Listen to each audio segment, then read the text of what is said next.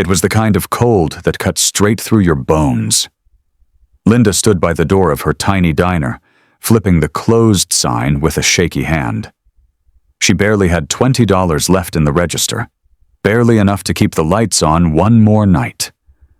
Outside, the snowstorm raged like it wanted to bury the whole town. She was just about to lock up when she spotted them. At least a dozen truckers, stranded by the road, their rigs half buried under mountains of snow. "Hey everyone, welcome to Legacy Tales." Their faces were pale from the cold, eyes darting desperately towards the diner. Linda's heart twisted. She knew she didn't have enough food left, and even less money to buy more. But something inside her said she couldn't just walk away. She pulled open the door and waved them in. One by one, they stomped the snow off their boots and filed inside, bringing a gust of freezing wind and the heavy smell of diesel with them. Linda forced a smile. "Kitchen's closed, boys," she said, her voice cracking. "But sit yourselves down. I'll find something." There wasn't much to offer. Half a pot of stew, some leftover bread, a few cans of soup she was saving for herself. She didn't even think about it.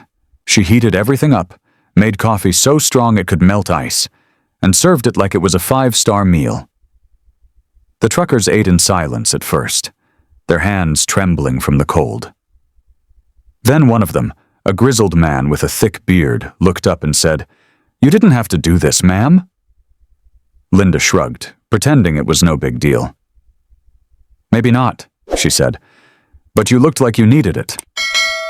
The oldest trucker, Charlie, he said his name was, pulled out a tattered wallet and tried to pay, but Linda shook her head. "Keep it," she whispered. "You'll need it more than I will." As the blizzard howled louder, the diner became a tiny island of warmth. The truckers shared stories about the long hauls they'd driven, the families waiting for them back home, and the loads they were hauling, things that people wouldn't survive without. Linda listened, wiping her hands on her apron, feeling something she hadn't felt in a long time. Purpose. She didn't know it then, but in that moment, every small act of kindness she gave was planting a seed. And the storm outside wasn't the only thing about to change. The storm didn't ease up that night. If anything, it got worse.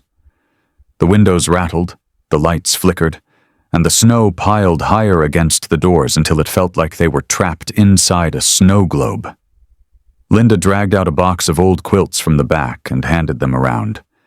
Some of the truckers stretched out across booths, others sat huddled near the heaters, sharing old war stories and tired laughter that filled the empty diner with life again. For the first time in months, Linda wasn't thinking about overdue bills or empty tables. She was just there, with them. Hours passed, and the blizzard roared on. At some point, Linda sat down with a cup of weak coffee and stared out the frosted window. Charlie slid into the booth across from her. "You saved us tonight, you know," he said, voice low. Linda gave a weak laugh, shaking her head. "Saved you? I barely had enough to feed myself. I just didn't have the heart to turn you away." Charlie leaned in, his eyes serious. "Sometimes saving someone ain't about having enough. It's about giving anyway." His words sank deep, wrapping around the ache inside her chest she hadn't dared name. By morning, the snowdrifts were so high they covered half the windows. No cars moved, no plows came. The town was frozen, forgotten. Linda scraped together a breakfast out of whatever scraps were left. Pancakes without syrup, eggs stretched thin with milk, and served it with a smile. No one complained. They ate like it was a feast, thanking her again and again. She waved them off, feeling strangely embarrassed. Later that afternoon, Linda found herself sitting alone behind the counter, her fingers tapping against the empty till. She knew what she had done was good, but the truth gnawed at her. She had nothing left now. No food, no money. And tomorrow? Tomorrow she might have to close the diner for good. She tried not to cry in front of the few truckers still warming up inside. She tried to stay strong. But that quiet fear, the one she fought every day, was louder than any blizzard. Suddenly, the door swung open with a jangle that cut through her thoughts. A young woman in a bright orange jacket stumbled in, her cheeks red from the cold. She carried a giant box in her arms. "Are you Linda?" she asked, breathless. Linda nodded, confused. The woman set the box down with a grin. Inside were fresh supplies: bread, canned goods, coffee, milk, even meat. "Charlie sent me," the woman said. "Said you kept his crew alive last night. Said you were family now." Linda blinked back tears. Family? She hadn't heard that word in years, not since she lost her husband and their dream of running the diner together. She opened her mouth to speak, but no words came out. She just pressed a trembling hand over her heart and nodded. The truckers, seeing what was happening, stood up from their booths and began clapping. Loud, real, heartfelt. Linda smiled through blurry eyes. She thought the night of the blizzard had been the end of her story. But standing there, with strangers clapping and a fresh box of hope at her feet, she realized maybe it was just the beginning. And somewhere deep in the blinding white storm outside, engines were starting up. Big ones. Ones that carried more than just cargo. They carried a promise. The next morning, Linda woke up to a sound she hadn't heard in what felt like forever. Engines. Not just one or two, but dozens, rumbling through the frozen silence like a heartbeat, returning to a still body. She rushed to the window, pulling back the frosted curtain, and her breath caught in her throat.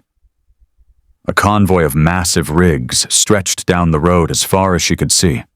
Trucks of every color, size, and company logo lined up outside her diner, their headlights glowing like a trail of hope, cutting through the snow.